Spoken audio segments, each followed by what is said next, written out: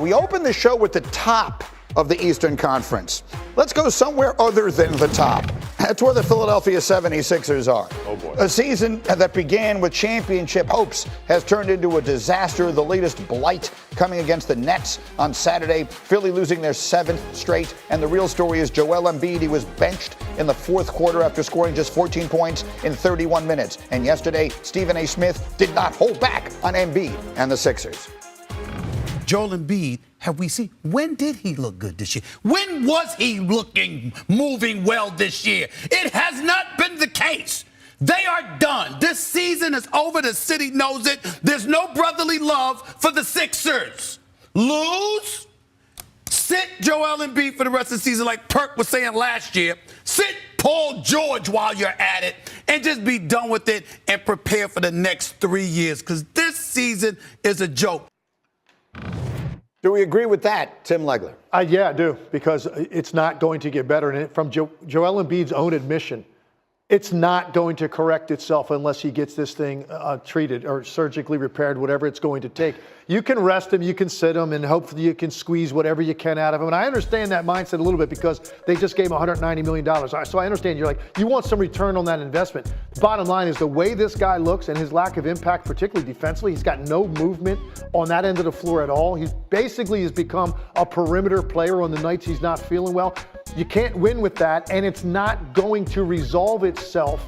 So I do agree with Stephen A. Smith. I think you're banging your head against the wall if you continue to try to manage it the way that you are with him. Can I just put some context to that? Sometimes we hear big numbers, $190 million.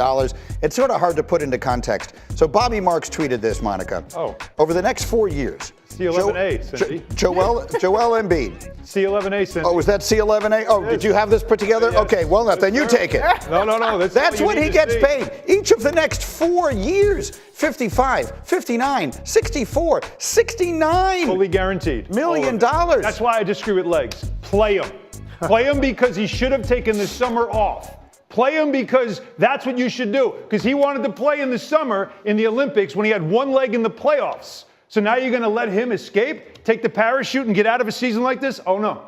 No. You were well enough to play in the summer. You didn't need surgery then. Play him. But you're talking about, it sounds like you want to punish him. Yes. Yes. Well, why does everybody else have to take all the L's? No, you got to be out here too. But at the end, listen, I'm not saying the guy's ever going to have a sustained, healthy run. He hasn't. So I don't know that he's ever going to do that. But at least you would have somewhat of an opportunity if you shut it down and give him the rest of it till next fall. And then say, hey, at least we have these next 3 years. We're paying him all the money you just put on that screen. I don't know. And maybe Joel Embiid can return to what he was. Can I put context to this as well? I'm going to go to Twitter. Spooky Gang is his name. And I saw this, and it really resonated with me. And he said the Mavs gave up on Luka before the Sixers gave up on Embiid. Think about that for a minute. Say no more. Monica. That tweet is crazy. Just in terms of it resonating, it's accurate, but in terms of resonating, Embiid, this is the very, very, very end of the process. Candidly, the process has been over for years, but this is sort of where they are in Philadelphia now. They may have the 2 worst contracts in the entire NBA on that team at one time.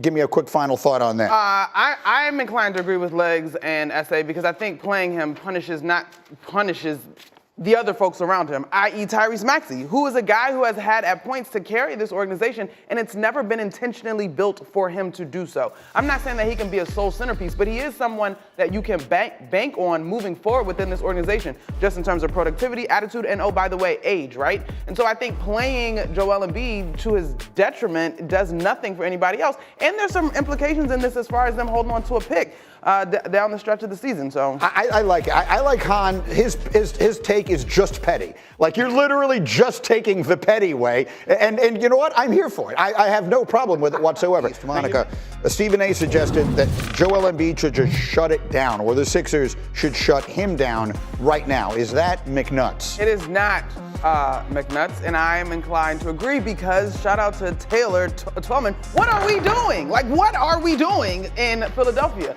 He can't stay healthy. He's not on the floor. If you are stuck with this albatross of a contract, call it now on this particular year so that you can have him moving forward. Like, this to me is not making the situation. Why are you laughing, Alan? Can we show that again? What? It's effort. Isn't that what you want to see? Is it though? No? Is it though? Look, I'm sorry, this was hilarious. Joel The reaction Embiid. of the player, the offensive player. It's not the supposed- best thing I've ever seen. So here it is again. What's the offensive player? I'm I didn't sorry. realize the offensive player looked Like, did something just fly by me? What was that? Is that a? I'm sorry. I'm sorry. bird? Okay, so Sorry, Monica. I blew up your whole spot. No, it's fine. No. This is way better. So look, I'm old enough to remember when Joel Embiid was the most valuable player in the NBA. It was like 2 years ago. Right. How did we go from that to he should never have played in the Olympics, which I agree with you on? How in the world they allowed that, I have no idea. To now he has the worst contract in the league, to let's just shut him down and hope that somehow he gets it and gets himself into shape that we've never seen him be in maybe in his whole career in time for next year. Because at this point, all you're trying to do is salvage some sort of a return at some point. And despite Allen's desire, right, to inflict punishment upon Joel Embiid and force him to play every night, I don't think that's the right way to go. And I understand that mentality too, by the way. Hey, man. Why the hell do I got to paying you. take losses? Get Why you get to sit out? Give me something. Come on. I understand it, but the bottom line is we're watching this guy. He is hobbling around, ineffective defensively, a perimeter player offensively. No, shut it down, and maybe you get something on the tail end of this contract. Okay, let's talk about another player who has been very much in the conversation lately, and right now it feels like the opposite. Monica?